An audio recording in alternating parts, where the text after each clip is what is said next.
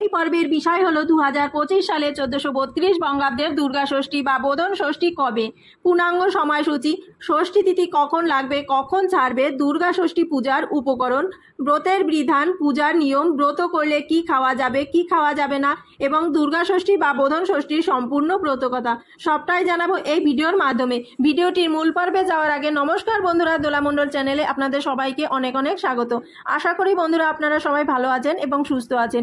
ভিডিওটি ভালো লাগলে লাইক এবং কমেন্ট করবেন। আমার চ্যানেলে নতুন বন্ধু হয়ে থাকলে চ্যানেলটি অবশ্যই সাবস্ক্রাইব করে আমার পাশে থাকবেন।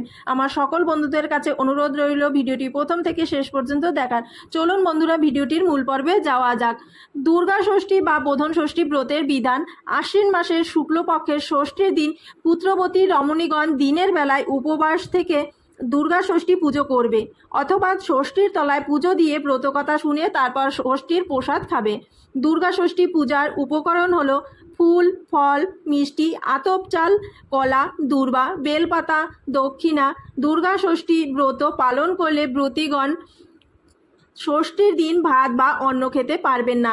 নিরামিষ তরিতরকারি, লুচি বা পরোটা খাওয়া যেতে পারে এবং রাতের সময় ফল, দুধ, মিষ্টি খেয়ে থাকতে হবে। আশ্বিন মাসের শুক্লপক্ষের ষষ্ঠীর দিন সকল রমণী এই ব্রত পালন করে থাকেন। এই ব্রতের ফলে সেই সকল রমণীর ছেলেমেয়েরা অশেষ কল্যাণ সাধিত হয়।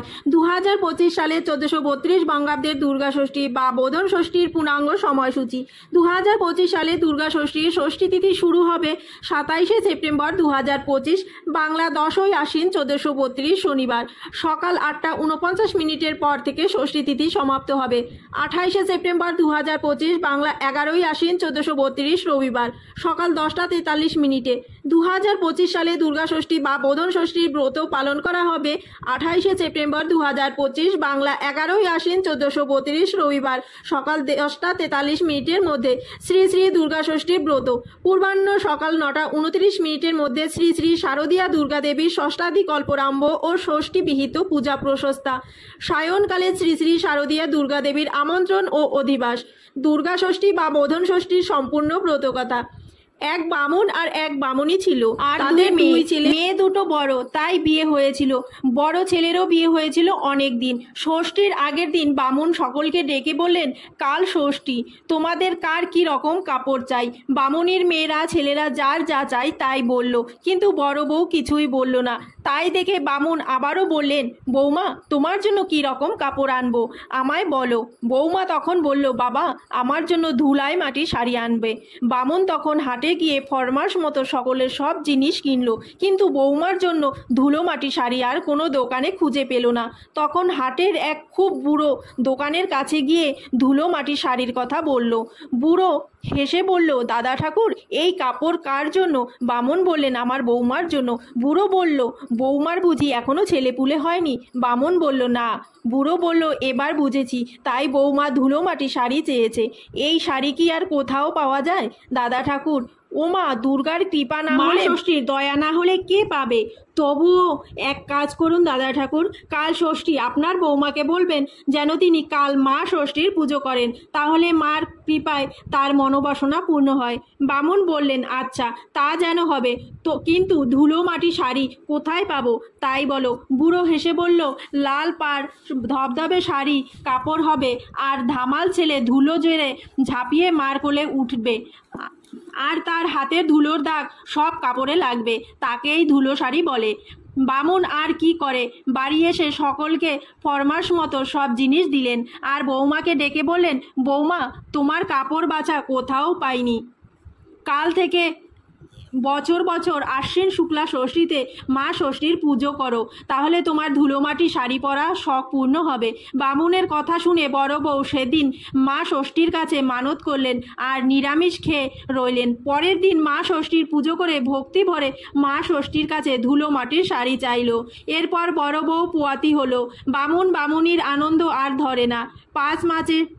5 মাসে কাঁচা স্বাদ, 7 মাসে ভাজা স্বাদ, 8 মাসে পাকা স্বাদ দিলেন। 10 মাস 10 দিন চাঁদের মতো এক ছেলে হলো। ছেলে দেখে বাড়ির সবাই ভারী খুশি। এদিকে দেখতে দেখতে বামুনের সুখ ঐশ্বর্য খুব বাড়তে লাগলো। তার পরের বছর ননদ ও শাশুড়িকে নিয়ে খুব ঘটা করে মা ষষ্ঠীর পুজো করলো। মা ষষ্ঠীর কৃপায় ননদেরা পোয়াতি হলো, আর ছোট ছেলে মস্ত জমিদার ঘরের বিয়ে হলো। বড় বউ একদিন উঠানে দাঁড়িয়ে আছে, এমন সময় তার ছেলে ধুলোর উপর দিয়ে হামাক দিতে দিতে এসে মায়ের আঁচল ধরে দাঁড়িয়ে উঠল। অমনি বউ ছেলেকে বুকে জড়িয়ে নিয়ে চুমু খেলো।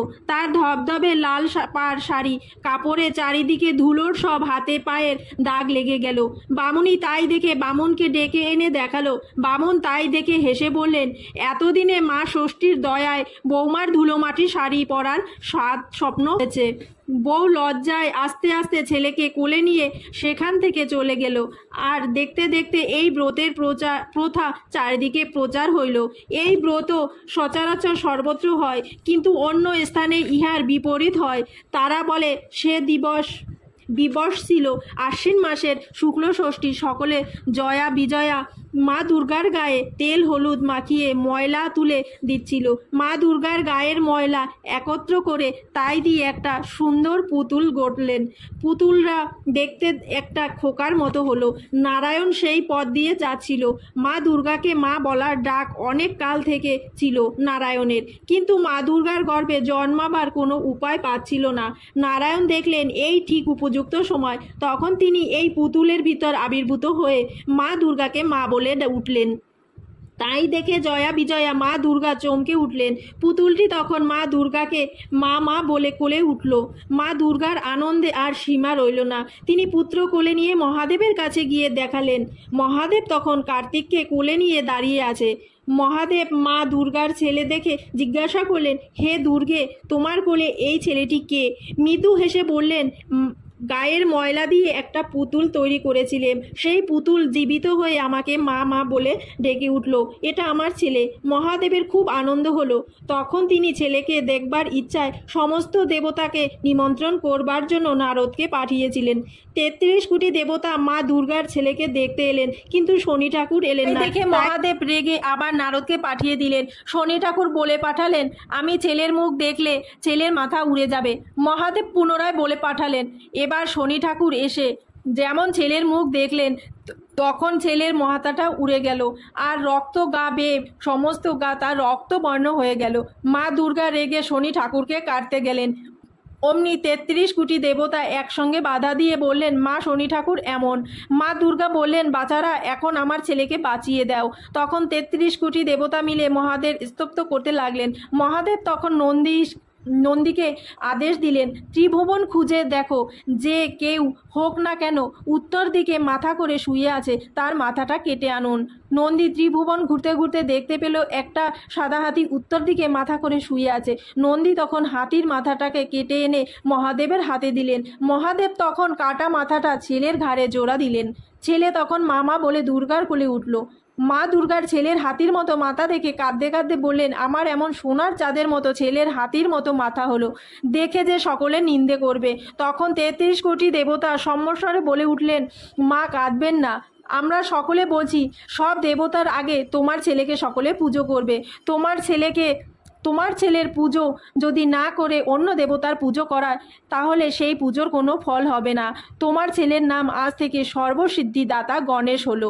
মা দুর্গাকে এই কথা বলে দেবতারা যে যার স্থানে চলে গেলেন। সেই দিন হতে গণেশের পুজো জগতে প্রচার হলো। আর তাই দেখে মা দুর্গা খুব আনন্দ করে বললেন, জগতে যে রমণী এই ব্রত কথা শ্রবণ করে দুর্গা ষষ্ঠী ব্রত পালন করবে, সে আমার মতো পুত্রবতী হবে। আর সেই দিন থেকে দুর্গা ষষ্ঠী ব্রত জগতে প্রচার হলো।